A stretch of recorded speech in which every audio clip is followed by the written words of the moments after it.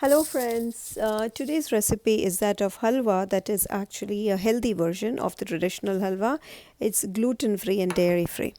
So I have quinoa here that I have been soaking for about 8 hours overnight. It's half a cup of quinoa, and now I'm going to actually strain this through a strainer and drain all the water out.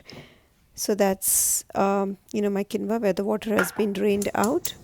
And now we'll begin making the halwa. So I have the stainless steel pan. You can use like any other cooking pot as well. And we start by first adding in the ghee or the coconut oil. Now, if you are not able to tolerate ghee, then you can use coconut oil. But for the real traditional halwa flavor, ghee is really what makes it so special. And now next, when the ghee is hot, I add the quinoa that we have, that have yet soaked and that we drained the water from. And a little bit of water is okay, like it doesn't have to be super dry or anything because, obviously we're going to add more water to this to cook.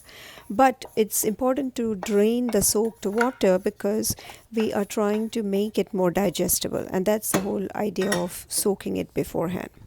Now, if you're in a bind and say if you want to just make an instant quinoa halwa, then you can actually skip that soaking step.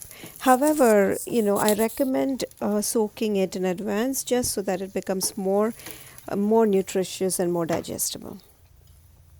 So now I'm adding a quarter teaspoon of sea salt to this and 1 cup of water. So the water is twice the quantity of the quinoa. So we had half a cup of quinoa and we are adding 1 cup of water. Now just carefully, because some of the particles are really light, make sure that all of those particles, the quinoa grains, actually get immersed in the water. So just kind of stir slowly, bring them all, into the water, and then we have to let the water come to a boil. So just kind of let it cook for a couple of minutes till the water boils, but keep an eye, don't leave it alone. So now you can see as the bubbles popping up. Now we actually cover it and we have to cook it on low heat. So this is important. It has to be low heat and for about 10 minutes.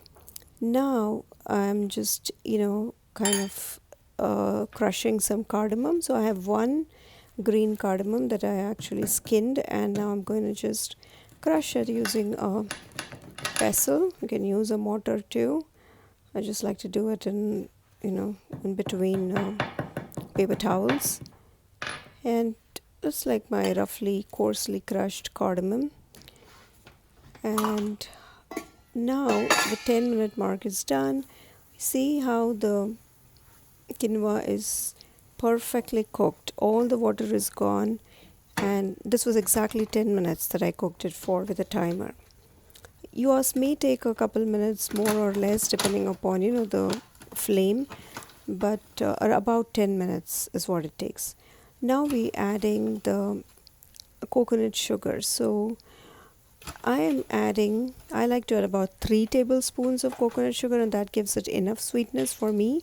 But you could add up to 4 tablespoons if you really want this like a sweet dessert. Then I think about 4 tablespoons will be appropriate if you want it really sweet. So now just add the coconut sugar, and now it's almost done. We're just adding 1 more tablespoon of ghee or coconut oil, whatever fat you're using, and then just stir it for about overall I think 3 to 4 minutes on low heat, so that the coconut sugar gets all like melted. And by the way, instead of coconut sugar you could also use maple syrup, and that also gives it a very good flavor. And now you add the cardamom for the flavor. You could also use jaggery if you are okay with using cane sugar. If you're able to tolerate cane sugar, you can also use jaggery for this recipe. But powdered jaggery is what I would recommend here. And then just keep stirring it. See how it's all like coming together now. On the ghee and the coconut sugar is like nicely giving it that nicely caramelized, halwa appearance. And there you go. your halwa is actually ready. All it took was about, 3 to 4 minutes after you added the coconut sugar, and you get that perfect halwa texture. Make sure you heat this on low heat. Okay, so halwa is ready. If you like this recipe, please subscribe to my channel and also visit cooktonourish.com for more such healthy recipes.